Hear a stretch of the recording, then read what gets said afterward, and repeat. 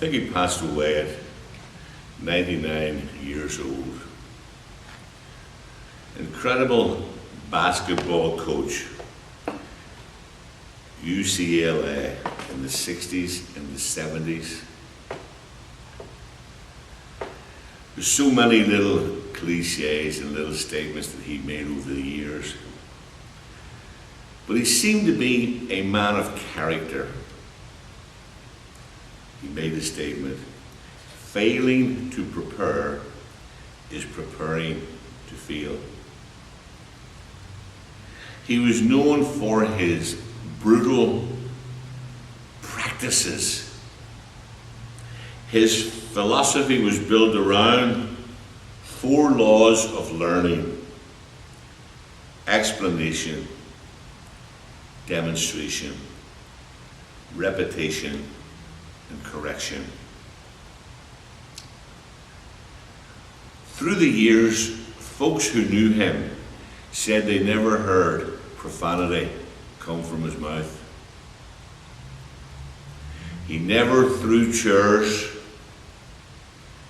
It seemed he always kept his cool. When they bumped chests with officials, screamed, berated one another, John Wooden kept his jacket on and spoke to his players in measured tones, and they seemed to listen. They racked up 4 perfect 30-win seasons. Wow. His record, 88 consecutive games from 71 to 1974. 2 national titles over the course of 11 years. They said he was a tremendous man with a tremendous heart who loved God. One of Wooden's players who played in the pros for years, Bill Walton, they had a break, I don't know, summer break or spring break or whatever, they had a few days off. But he shows up to practice with a bushy red beard. Walton knew the coach's philosophy, the coach's rule: no facial hair on players. But Bill was in the big league now. Bill was an important player. Bill was rising up. And he was coming on, and he was not going to let anyone interfere with his rights as a person. Freedom, whether parents, professors, or police. He says, "It's my right to grow a beard," he said to the coach. He told Wooden. Wooden didn't raise his voice. Give a little smile and says, "I admire people who have strong beliefs. I admire people who have strong beliefs and they stick by them. We're going to miss you." The beard went and Walton stayed. They had a deep, deep friendship, strong friendship with each other until the day he died. The thing that he emphasized more than anything else, and I think this is something in our own lives, in church, in the world, in business, whatever, teamwork. Teamwork. He said, "I don't watch much basketball on television these days." He says, too much showmanship, too much individuality. He said, they've got all these better players, but we have better teamwork. And you know, I read that he probably never earned more than $32,000 a year. He said the main ingredient of stardom is the rest of the team. Why can't we have more teamwork in the church? Why can't we have more togetherness? Why do we criticize one another at times? Why do we put each other down?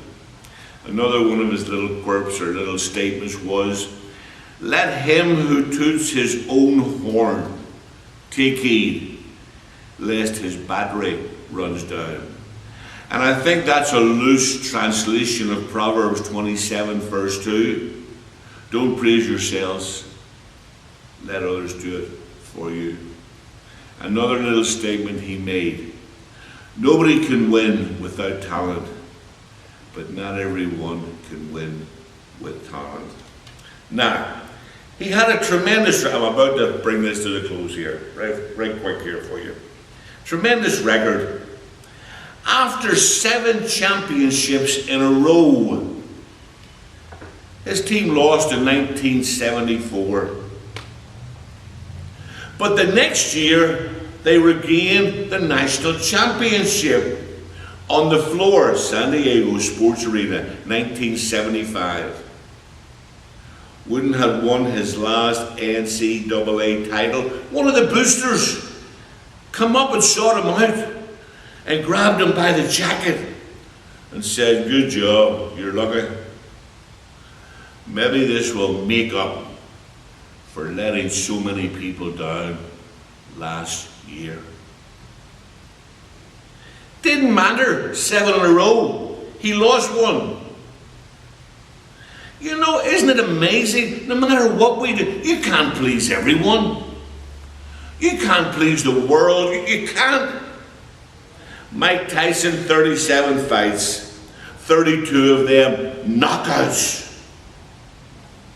Many of them in the first rounds. Whenever he was beat by Buster Douglas, a bum, he's a bum. No, Mike beat himself. Mike beat himself. He was a victim of too much alcohol and too many women.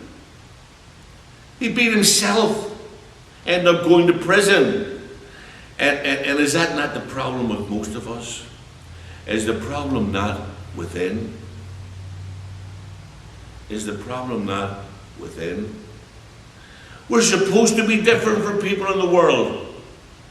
But we need to be, the church is a community. And there's no such thing as a Christian on an island. We are community. We're to work together to reach the lost, to seek and save the lost, to reach out to those who are dying, no hope, and bring a message of hope. Christ Jesus came into the world to save sinners, the Apostle Paul says, and I'm the chief sinner. God bless you. Have a wonderful day.